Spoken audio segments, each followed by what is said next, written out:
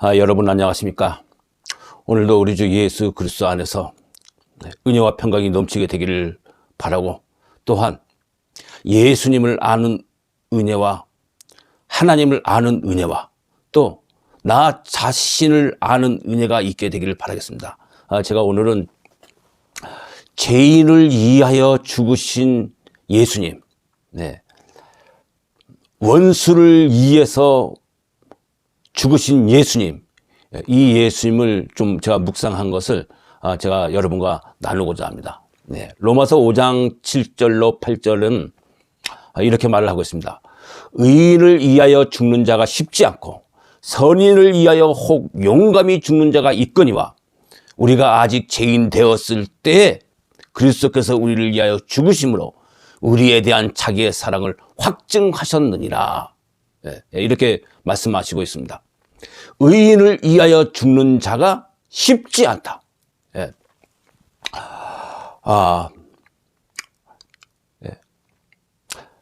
성경은 인간이 의인을 위해서 죽는 것이 쉽지 않다고 말합니다.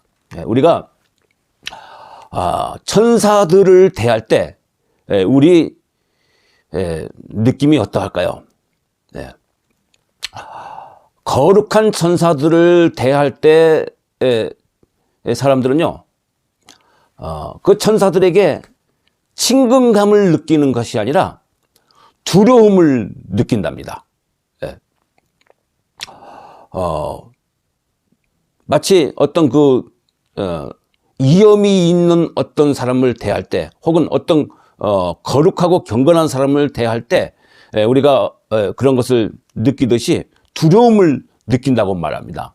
그렇기 때문에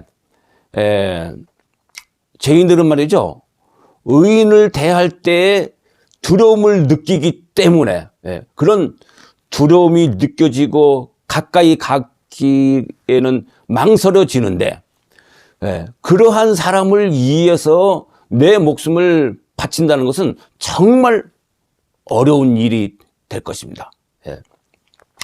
요한 웨슬리 목사님은 청년 시절에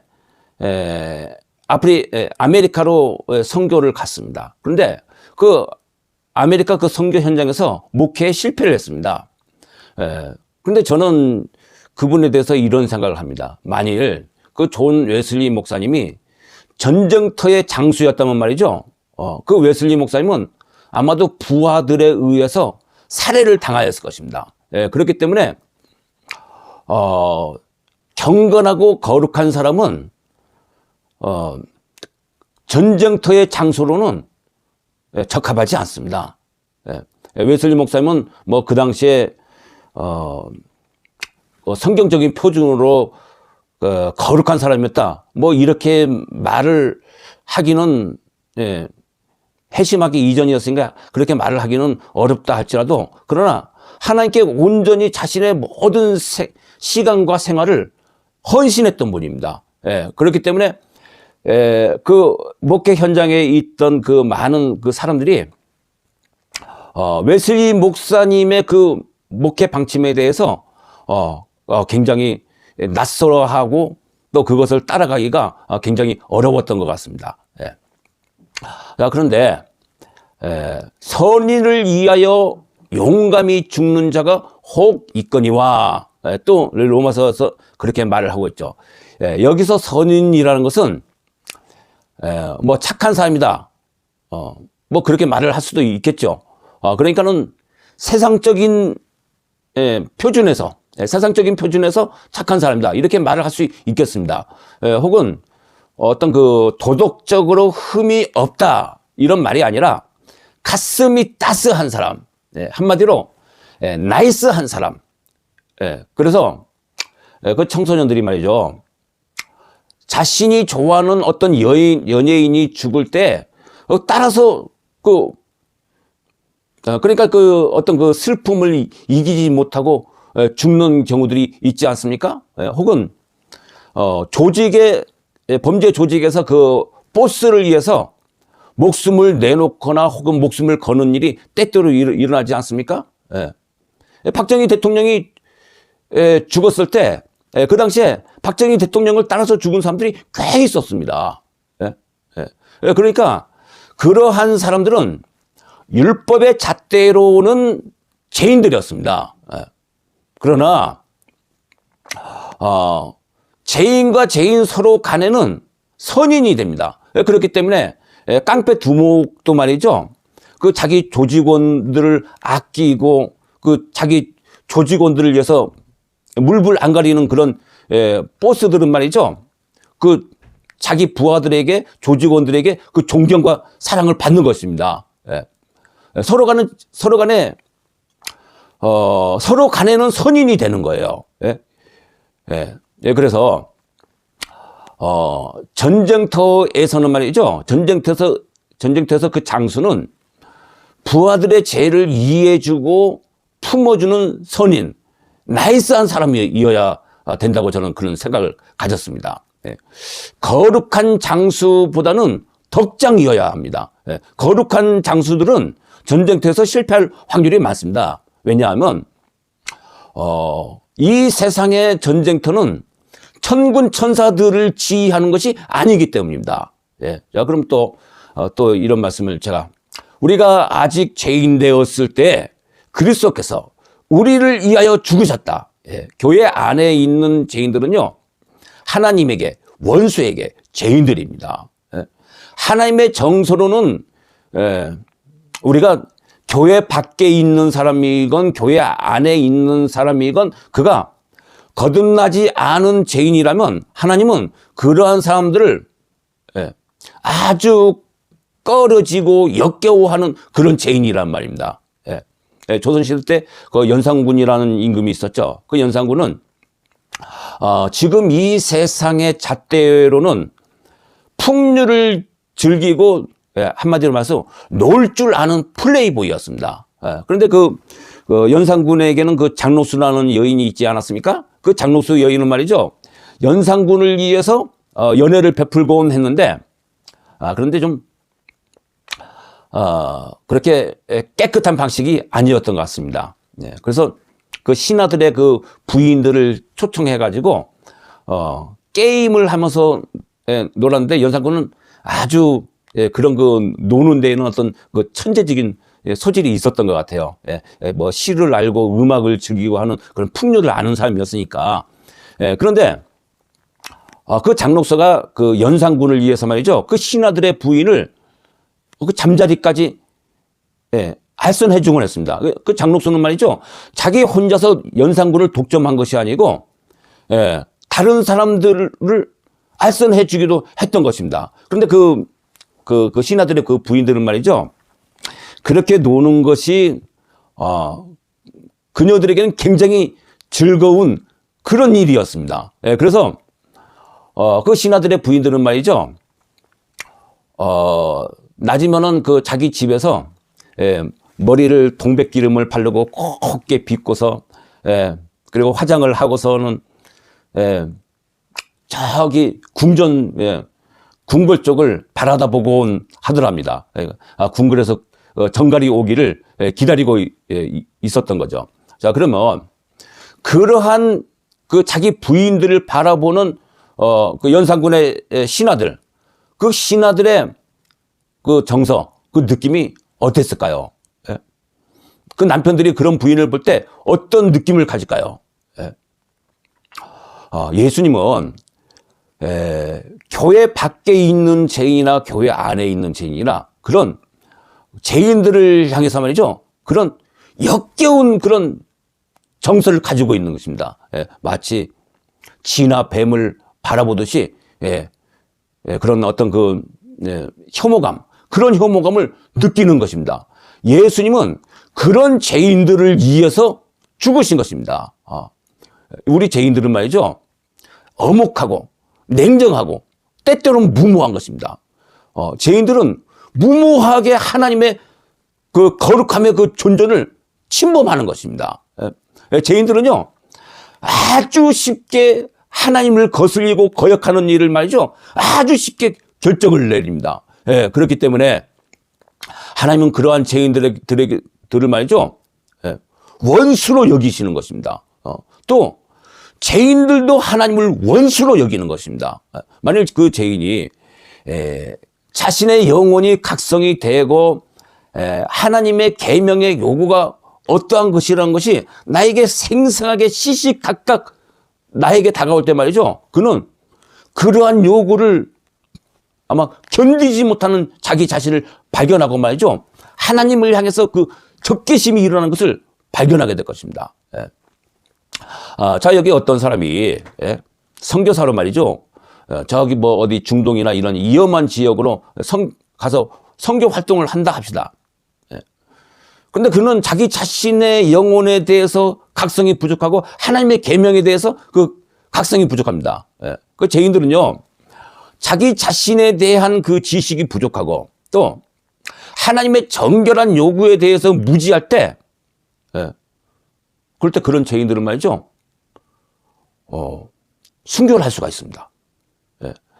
아까 그 제가 로마서의 말씀처럼 선인을 위하여 용감히 죽는 자가 혹 있거니와, 이러한 말씀처럼 뭔가 온전하지 못한 그런 그 순교를 할 수가 있는 것입니다. 하나님에 대해서 인식하기를, 그 하나님이 아주 마음씨 좋은 그런 아저씨 같은 인식을 가지고 말이죠. 죄인이 죄인을 위하여 죽듯이 선인을 위하여 혹 용감히 죽는 자가 있다고 말하지 않습니까?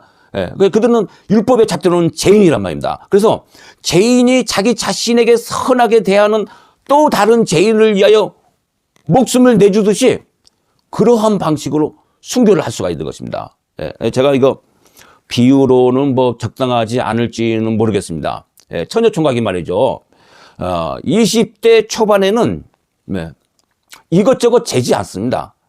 상대방에게, 여기 처녀총각이 있는데, 상대방에게 살아갈 능력이라든지 그 상대방의 성격이라든지 뭐 집안의 내막이라든지 그 상대방의 뭐 장래성이라든지 이런 것을 앞뒤 재지 않고 덜커덕 결혼을 결정합니다.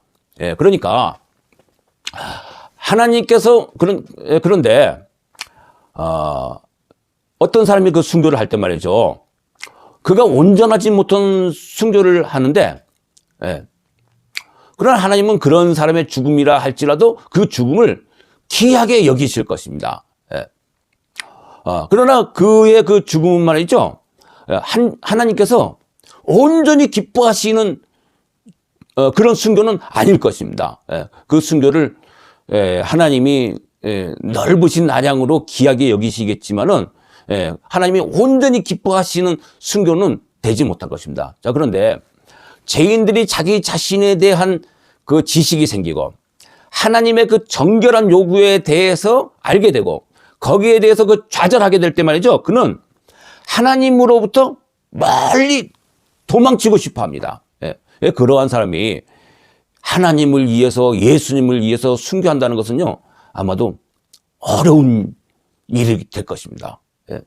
죄인들은 서로가 서로에게 위로가 되고 즐거움이 될 수 있습니다. 그러나 하나님과 죄인 사이에는요, 평화가 없습니다. 그 각성된 죄인들은 말이죠, 자신이 하나님과 원수된 관계임을 알고 하나님을 미워하는 적개심이 있음을 그런 죄인들은 알고 있는 것입니다. 그래서 그리고 자기 자신이 얼마나 고집스럽고 하나님의 계명에 쉽사리 순종하지 않기 때문에, 그래서 그 하나님과 죄인 사이에 말이죠, 이해 관계가 상충이 될 때 말이죠, 하나님의 행복은 쉽게 짓밟히는 것입니다. 죄인들은 말이죠, 하나님이 친구인 나를 위해서 죽으신 것이 아니고 원수된 나를 위해서 죽으셨다는 것을, 그것을 알고 믿어야 되는 것입니다. 만일 우리가 의인이라면, 우리가 하나님의 친구라면 말이죠, 예수님은 결코 죽으시지 않으셨을 것입니다. 존 웨슬리 목사님이 그런 말씀하셨습니다. 만일 아담이나 혹은 그 아담 이의 그 아담의 후손들이 말이죠, 타락하지 않았다면 하나님이 인간이 돼서 인간을 위해서 죽으시는 그런 영광스러운 일은 일어나지 않았을 것입니다. 그런 말씀하셨습니다. 그래서 만일 우리가 죄를 짓지 않는 의인이라면 하나님은 우리를 만족하시는 대상으로 흡족하게 여기시는 것이지 긍휼을 베풀어야 할 대상이라고는 생각하지 않을 것입니다.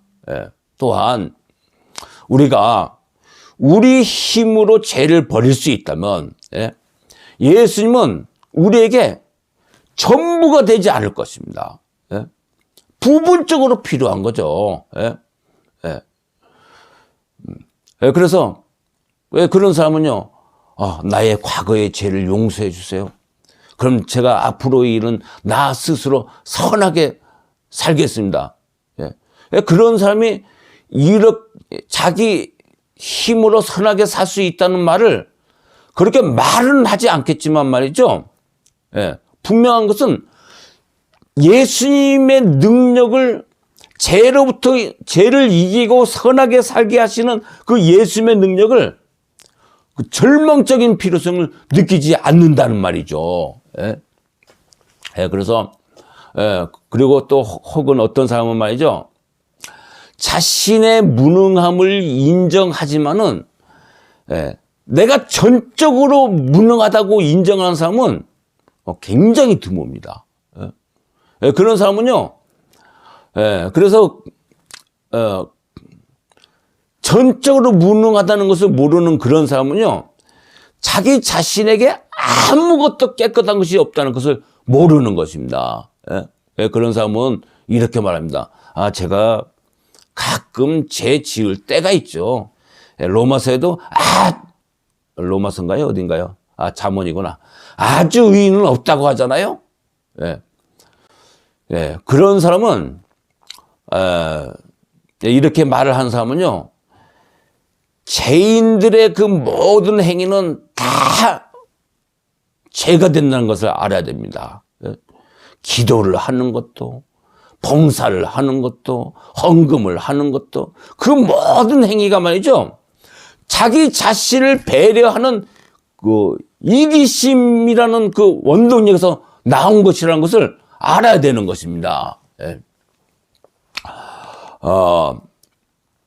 그렇기 때문에 자신이 전적으로 죄의 책임이 있는 죄인이요, 또 선에 대해서는 전적으로 무능한 죄인이라는 것을 알고 하나님께 자비를 구해야 되는 것입니다. 예수님은 그런 죄인에게 자비를 베풀어 달라고 하나님께 중보를 하는 것입니다.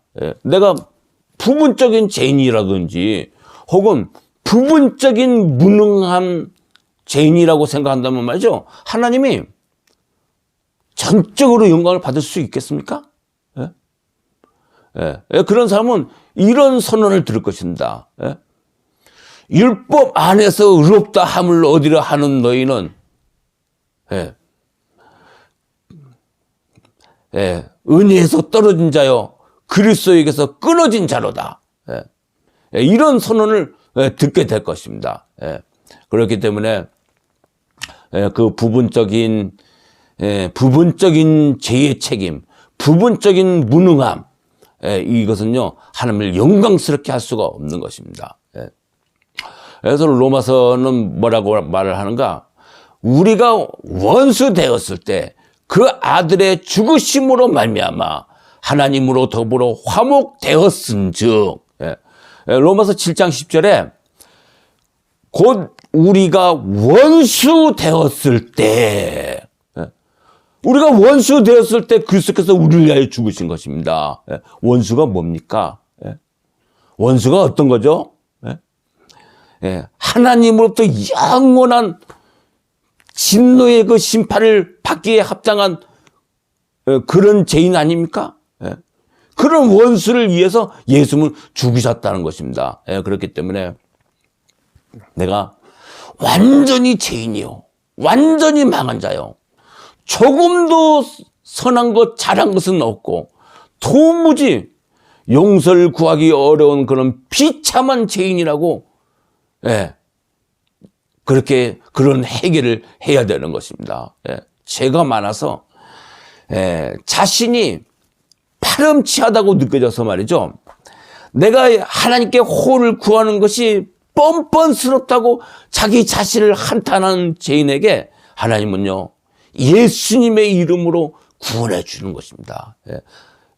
그러한 방식으로 그 용서를 받고 받아들여진 사람은요, 하나님께 무한한 영광을 돌릴 것입니다. 그러므로 여러분, 어떤 사람은 자기가 어떠한 죄인인지를 아는 그 영혼의 각성이 있어야 되겠고, 그러한 그 영혼의 각성이 있어서 말이죠, 자기가 하늘을 향해서 고개 들기를 부끄러워하고, 그러한 죄인이라면 말이죠, 그러한 사람은 이제 우리를 위하여 죽으신 예수님을 바라보시기 바랍니다. 이스라엘아, 여호와 예수를 바랄지어다. 그 안에는 풍성한 구속이 있습니다. 내가 어떠한 죄인인지를 알고 영원히 멸망당에 마땅하고, 내가 하나님께 저지른 그 많은 죄들을 생각할 때 내가 지금까지 목숨이 붙어 있는 것이, 그것이 기적적인 일이고, 만일 하나님이 나에게, 이러한 나에게 은혜를 베푸셔서 나를 용서하시고 받아주신다면 그것은 은혜 위의 은혜입니다. 이렇게 하나님의 은혜를 간절히 구하는 그러한 사람에게 하나님은 은혜를 베풀어 주실 것입니다. 내 죄사함을 받았느니라. 예수 그리스도의 이름으로 죄사함을 주실 것입니다. 감사합니다. 감사합니다. 저의 말을 들어주신 여러분 감사합니다.